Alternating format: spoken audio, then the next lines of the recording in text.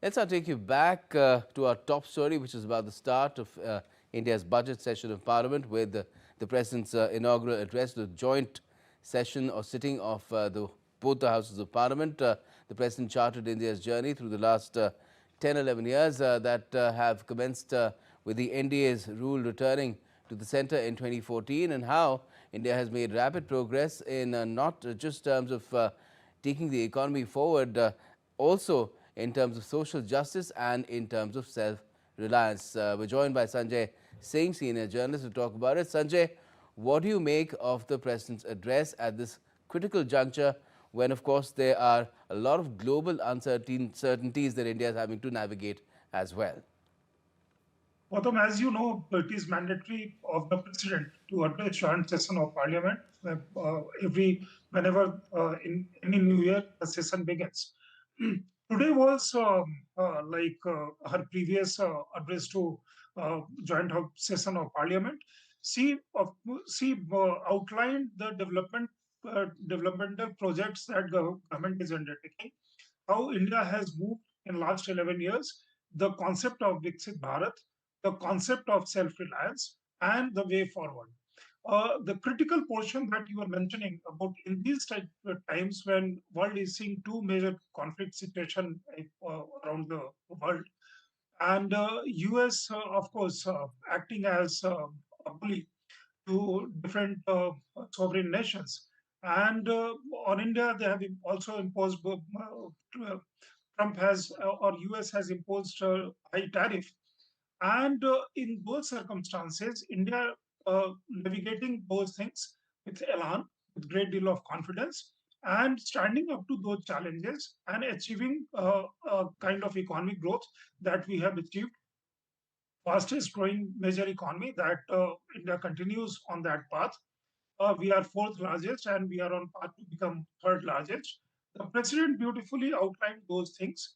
The challenges ahead she also posed, because in these times you see AI is both coming as a great help, but at the same time there are challenges with deep fake and all those things. She addressed all those points, in the sense also certain quite a few good things about youth, about women, about farmers. The stress, I would say, was on economic aspect, our growth, our India's growth story, and I think that would be discussed in detail when in next few days when Parliament post presentation of budget, the Parliament sits. Both houses of Parliament will have another kind of discussion that is called Thanksgiving motion to President's address, and there you'll see a lot more debate. Opposition making their own point, and ultimately Prime Minister Modi coming out with his reply. That is very keenly watched as and when that happens. Right. Now, Sanjay, do you think that a lot of the kind of progress that India has made and the kind of stable picture that it has presented through these tumultuous years ever since COVID-19 hit, really, we've been going through a tumultuous period with very little stability in the middle. If you talk about what's been happening around the globe, India has sort of stood out because of the kind of intrinsic strengths that it has worked upon, especially during the last decade, where not only have people been uplifted from relative poverty, but we have increased our own self-reliance in critical sectors. India has not only developed capacities in last 10 years, India has also become a very confident nation, a young nation, a very confident nation. That is also because the kind of leadership that we have uh, for past decade, and our ability and our confidence to stand to challenges posed by the West, US in particular. So that is a huge, huge thing. And if you see, more often than not, uh, uh, President Trump would repeat on saying, uh, Prime Minister Modi is a great, great friend, and but there is a problem here, problem there. But our ability to stand firm on those counts come from the self-confidence that we have built right in kind of infrastructure.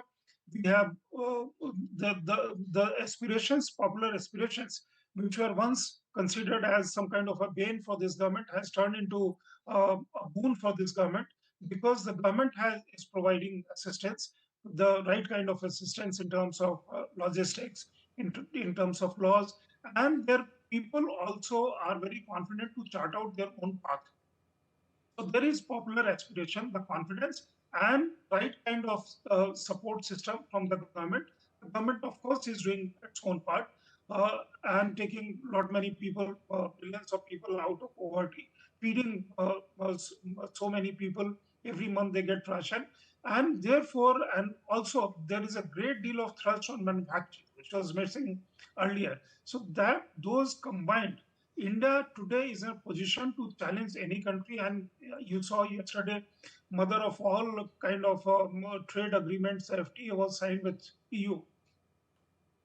Yes, it has been finalized. Definitely, in fact, the world is turning towards India. In India, in just the recent period, has firmed up. Apart from the EU, many other big-ticket trade deals, which, of course, will take time to come into effect.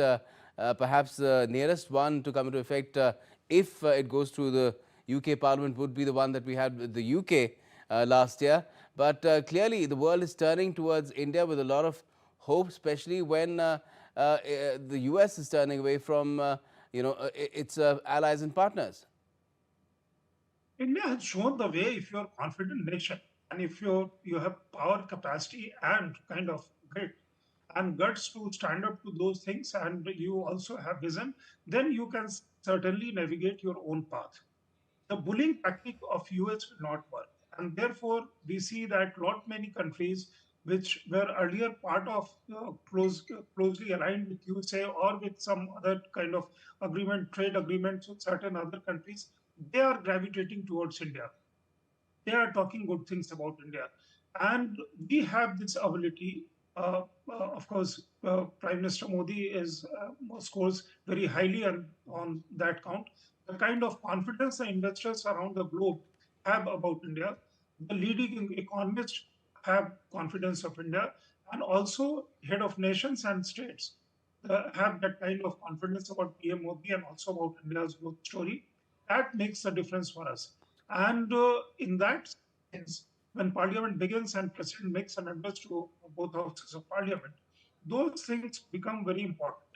And when those goes out for discussion in Parliament, of course, time will be assigned by the Speaker and Chairman Rajya Sabha. Those would be interesting times when, of course, opposition will make its point, criticize government, attack government, but then government will also have its say.